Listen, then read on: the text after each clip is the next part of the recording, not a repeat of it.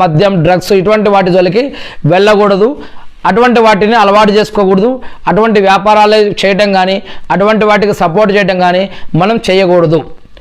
కష్టాలు, నష్టాలు, బాధలు, ఇబ్బందులు ఉన్నా కూడా మనం ఓపిక పట్టాలి. అనారోగ్యంలో ఉన్నప్పుడు కూడా మనం ఆత్మహత్యలు చేసుకోకూడదు. అదేవిధంగా డబ్బులు అవసరం ఉన్నా, ఇంకేదైనా అవసరం ఉన్నా కూడా ఈ యొక్క నేరాలు, ఘోరాలు, క్రైమ్స్, అక్రమాలు, మోసాలు చేయకూడదు.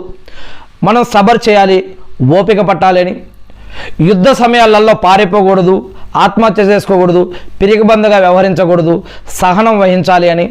ఇలా కష్టాలు, అనారోగ్యం ఉన్నప్పుడు, ధర్మయుద్ధంలో ఉన్నప్పుడు కూడా దేవుణ్ణి తిట్టకూడదు.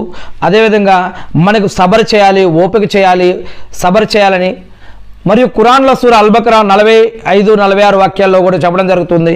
ఇంకా అనేక వాక్యాలలో మీరు ఇటువంటి సమయాలలో మీరు కష్టాలు, నష్టాలు, బాధలు, ఇబ్బందులు ఉన్నప్పుడు మీరు నమాజు స్థాపించండి, ప్రార్థన చేయండి, ఓపిక పట్టండి. ఇది విశ్వాసులకు చాలా సులువైంది.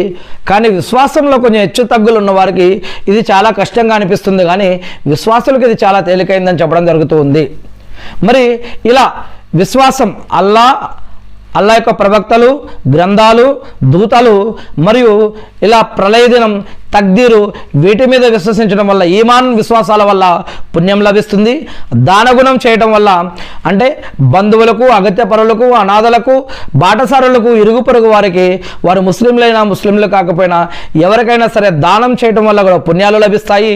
మరియు ఆరాధనల వల్ల కూడా పుణ్యాలు లభిస్తాయి. నమాజు, జకాతు, హజ్, ఉమ్రా వీటన్నిటి వల్ల కూడా పుణ్యాలు లభిస్తాయి. ఖురాన్ చదవటం, వినటం, పాటించడం మరియు నేర్పించడం వీటి వల్ల కూడా పుణ్యాలు లభిస్తాయి. మరియు నిజాయితీగా మాటను నిలబెట్టుకోవడం, ఇచ్చిన మాట ప్రకారం జీవించడం మరియు సబర్ చేయడం వల్ల, ఓపిక పట్టడం వల్ల, కష్టాల్లో, అనారోగ్యాలలో, యుద్ధ సమయాల్లో ఓపిక పట్టడం వల్ల కూడా మనకి పుణ్యాలు అనేవి లభిస్తాయి అని. ఇక హదీసు ప్రకారం కనుక పుణ్యం అంటే ఏమిటి? హదీసు ప్రకారం పుణ్యం అంటే ప్రవక్త ముహమ్మద్ సల్లల్లాహు అలైహి వసల్లం గారు పుణ్యాన్ని చాలా సరళంగా, వివరంగా మనశ్శాక్షికి ముడిపెట్టి మరీ చెప్పారు. ఏమని? పుణ్యం అంటే సత్ప్రవర్తన, మంచి స్వభావం. పాపం అంటే నీ మనసులో ఏదైనా ఒక భేదాన్ని, అశాంతిని కలిగించేది పాపం, చెడు కార్యం. మరియు అది ప్రజలకు తెలియటం నీకు ఇష్టం ఉండదు. అలా నీ మనసులో ఒక గంట కొడుతుంది, లేదా ఒక అనిపిస్తుంటుంది, నీకు ప్రశాంతత అనేది లభించదు, మన అల్లకల్లోలంగా అయిపోతుంది మన మనసు ఏదైనా చెడు కార్యం, పాపకార్యం చేసేటప్పుడు. అందుకే మీకు ఏదైనా విషయం మీద షక్ ఉన్న, డౌట్ ఉన్న అటువంటి విషయాలకు దూరంగా ఉండండి అని, పాపకార్యాల జోలికి వెళ్ళొద్దని, పుణ్యకార్యాలు